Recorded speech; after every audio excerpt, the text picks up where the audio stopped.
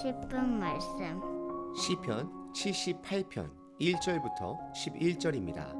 1절 한 절 읽겠습니다. 내 백성이여 내 율법을 들으며 내 입의 말에 귀를 기울일지어다. 지혜로운 자는 개인의 삶 속에 실수를 반복하지 않는 자들입니다. 그리고 더 지혜로운 자들은 역사를 통해 선조들의 실수를 반복하지 않는 자들입니다. 오늘 본문 시편 78편은 두 가지를 강조합니다. 첫 번째, 과거로부터 배워야 함을 강조합니다. 두 번째, 우리들의 후손들에게 반드시 가르쳐야 함을 말씀하고 있습니다. 역사학자들마다 역사를 보는 관점은 다릅니다. 그래서 역사 속 동일한 사건을 누군가는 좋게 해석하고 누군가는 최악의 사건으로 해석하기도 합니다. 이것은 내가 무엇에 기준을 두느냐가 매우 중요합니다. 성경 말씀은 인류의 시작과 끝을 말하고 있는 하나님의 말씀입니다. 누군가에게 성경은 생명이고 누군가에게는 고리타분한 종교책으로 치부하기도 합니다. 예수님은 본인을 내가 길이요 진리요 생명이다 말씀하셨습니다. 성경 말씀은 우리들이 살아야 갈 길을 제시합니다. 그리고 변하지 않는 진리가 됩니다. 그리고 성경은 우리의 삶을 드러내고 있습니다. 성경은 그냥 죽은 율법이 아닙니다. 생명을 주는 살아있는 말씀입니다. 이런 성경 말씀의 지혜를 내가 먼저 붙들고 우리 자녀들에게, 후손들에게 가르쳐야 하는 것은 우리들의 선택이 아닌 의무가 되는 것입니다. 오늘 본문을 통해 두 가지를 생각해 보시길 바랍니다. 첫 번째, 나는 성경을 기준으로 믿고 살고 있는가?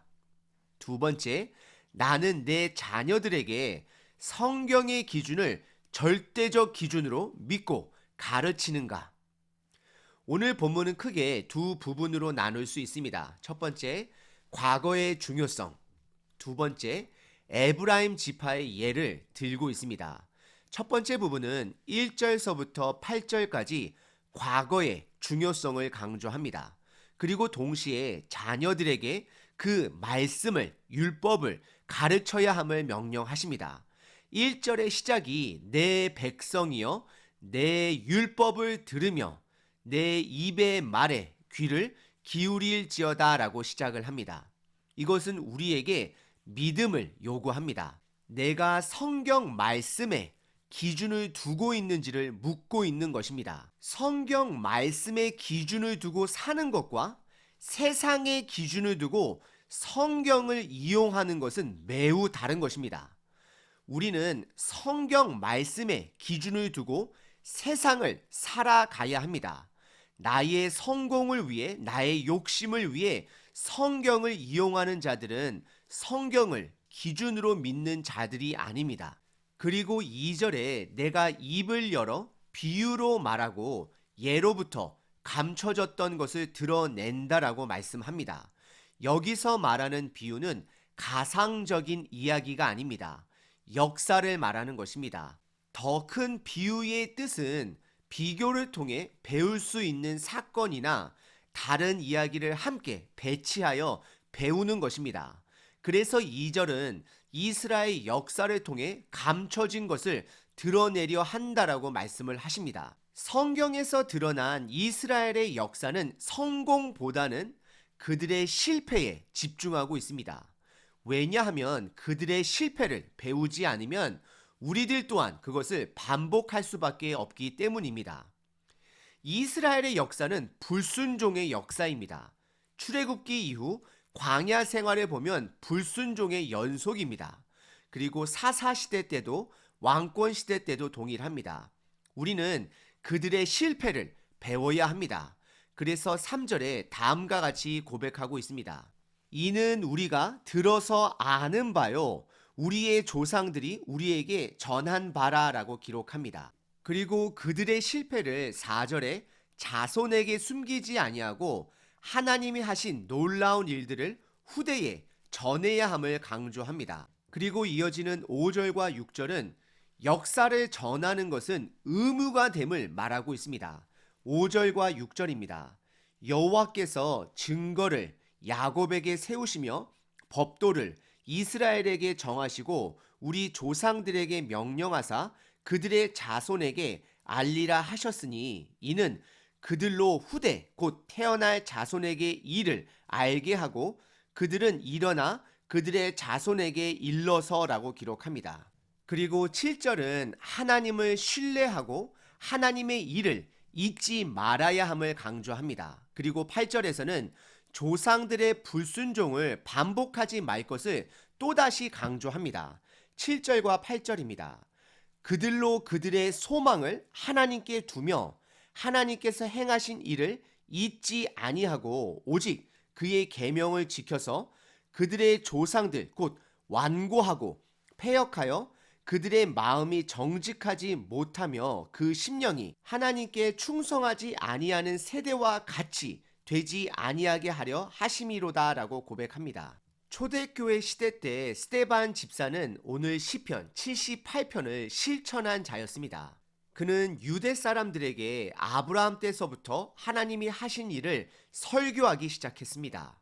그리고 그들의 불순종을 드러냈습니다. 그리고 하나님이 그들에게 선지자들을 보냈고 그들이 그 선지자들을 죽였고 예수님까지 죽였다라는 것이 스데반 집사의 마지막 설교 내용이었습니다. 그는 이 가르침을 전하고 그들의 불순종으로 돌에 맞아 죽게 되었습니다. 하지만 그의 죽음은 젊은 바울의 회심으로 이어져 후손들에게 복음을 전하는 하나님의 역사를 드러내고 있습니다. 오늘 본문의 첫 번째는 과거의 중요성과 우리들이 후손들에게 반드시 하나님의 말씀을 가르쳐야 함을 강조하고 있습니다. 그리고 오늘 본문의 두 번째 부분은 9절서부터 11절까지 에브라임 지파의 예를 들어주고 있습니다. 에브라임 지파는 하나님의 역사를 기억하지 못했고 후손들에게 그 말씀을 전하지 못했음을 예로 들고 있습니다. 에브라임은 요셉의 둘째 아들입니다. 비록 야곱의 축복을 받은 에브라임이었지만 오늘 시편은 그 지파들이 불순종의 표본이 되었음을 말하고 있습니다. 에브라임 지파는 북이스라엘 지파들의 대표 지파로 불리기도 했습니다. 하지만 그들은 결국 불순종으로 아수르로부터 멸망을 받게 되었습니다. 9절서부터 11절입니다. 에브라임 자손은 무기를 갖추며 활을 가졌으나 전쟁의 날에 물러갔도다. 그들이 하나님의 언약을 지키지 아니하고 그의 율법 준행을 거절하며 여호와께서 행하신 것과 그들에게 보이신 그의 기이한 일을 잊었도다. 에브라임 지파는 하나님의 말씀이 아닌 세상의 능력에 무기와 활을 더 신뢰했습니다. 그래서 그들은 결국 하나님의 언약을 기준으로 삼지 않고 거절하고 결국 하나님의 일들을 잃어버렸다라고 성경은 기록하고 있습니다. 오늘 본문은 에브라임 지파를 예를 들며 하나님의 과거 역사를 자손들에게 전하지 않게 되어 멸망한 사건을 예로 보여주고 있습니다. 오늘 본문은 신명기 6장의 메아리입니다. 신명기 6장을 한번 읽어보시길 바랍니다. 신명기 6장 20절에 보시면 후일에 내 아들이 내게 묻기를 우리 하나님 여호와께서 명령하신 증거와 규례와 법도가 무슨 뜻이냐 하거든 너는 내 아들에게 이르기를 우리가 옛적에 애굽에서 바로의 종이 되었더니 여호와께서 권능의 손으로 우리를 애굽에서 인도하여 내셨나니라고 기록합니다. 시편 78편은 우리 어른 세대들에게 많은 것을 말하고 있습니다. 이스라엘 조상들은 하나님을 떠나 우상을 따랐습니다. 하지만 지금 시대는 우상을 따라가는 것이 아니라 교회를, 예수님을 우상화하는 것이 문제입니다. 부모 세대들이 입으로 말하고 지식으로 갖고 있는 예수님에 대한 생각들이 자식들 눈에 보이기에는 종교 생활로만 보이고 실질적인 예수님이 보이지 않는 것이 문제가 됩니다. 부모 세대는 먼저 첫 번째, 내가 복음의 기준을 두고 사는지를 점검해 보셔야 합니다. 내가 예수님을 믿는다라는 것은 예수님의 가르침대로 살아간다라는 것입니다. 내가 믿지 않기 때문에 그 가르침을 따르지 않는 것입니다. 에브라임 지파처럼 축복을 받아도 결국 세상 기준대로 살아가고 자녀들에게 교회에 가라고 외치기는 하지만 정작 예수님이 누구인지 복음이 무엇인지 한 번도 전해보지 않은 부모들의 삶을 돌아보셔야 합니다. 사실 오늘 본문은 내 자녀에게 하나님의 역사를 전하기 전에 부모로서 내가 말씀대로 살고 있는지를 점검해 보셔야 합니다. 왜 대부분의 자녀들이 고등학교 이후 교회를 떠날까요? 그것은 예수님을 믿는다는 부모의 삶의 진정성을 못 느끼기 때문입니다. 부모가 먼저 복음의 삶을 살아내야 합니다. 그렇지 않으면 오히려 거짓된 복음을 전하는 자가 되는 것입니다. 그리고 두 번째, 내 자녀들에게 실질적으로 복음에 대해 가르쳐야 합니다. 삶으로 나눠야 합니다. 과거 부모의 불순종의 삶 또한 솔직하게 자녀들에게 나눠야 합니다. 그래서 너는 나와 같은 삶을 살아서는 안 된다라는 것을 알려주어야 합니다. 그래서 우리 자녀들은 부모의 불순종을 반복하지 않을 수 있도록 가르쳐야 합니다. 자녀들에게 복음을 알려주는 것은 선택이 아닙니다. 우리의 사명입니다. 다음 5가지 질문에 스스로 답해 보시길 바랍니다. 첫 번째, 내 자녀는 나와 함께 하는 것을 편안하게 생각하는가? 두 번째, 최근 6개월 사이에 내 자녀와 복음에 대해 나눠본 적이 있는가? 복음의 이해는 계속해서 성장하는 것임을 여러분들 기억하셔야 합니다. 세 번째, 내 자녀와 마지막으로 편안하게 함께 식사를 나눠본 적이 언제인가? 네 번째, 내 자녀와 함께 이웃을 섬겨본 적이 마지막으로 언제인가? 마지막 5번째, 내 자녀와 마지막으로 예배를 함께 따로따로 드리는 것이 아니라 함께 드려본 적이 언제인가? 아직 늙지 않았습니다.